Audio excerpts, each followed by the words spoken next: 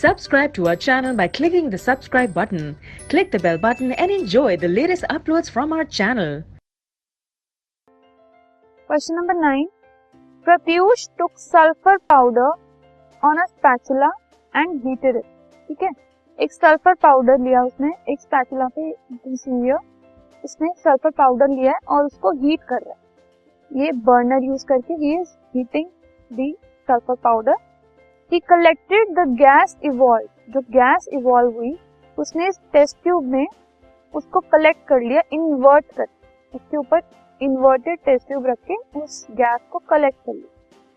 अब आपको ये बताना है कि उस गैस का एक्शन क्या होगा ड्राई लिटमस पेपर पे और मॉइस्ट लिटमस पेपर पे, और उसकी बैलेंस्ड केमिकल इक्वेशन लिखनी है इस जो भी रिएक्शन हो रहा है उसकी.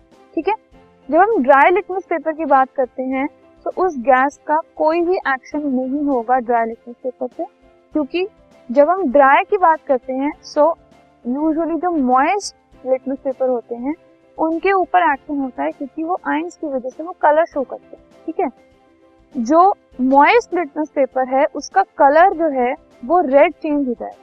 क्यों? क्योंकि सल्फर एक नॉन मेटल है और उसकी वजह से जो नॉन मेटल्स की जो ऑक्साइड्स बनती हैं वो एसिडिक इन नेचर होती है. तो इस केस में एसिडिक ऑक्साइड बन रही है, और एसिडिक ऑक्साइड है तो इसका मतलब वो एसिड जैसा बिहेव करेगी, तो इसीलिए रेड से वो ब्लू टर्न करती है. ठीक है, सॉरी, जो लिटमस पेपर है वो रेड टर्न होता है. फाइन. जो रिएक्शन है सल्फर को अगर हम हीट कर रहे हैं तो वो बर्न हो रहा है, तो ऑक्सीजन के साथ रिएक्ट हो रहा है, and the gas that it is forming is sulphur dioxide, SO2.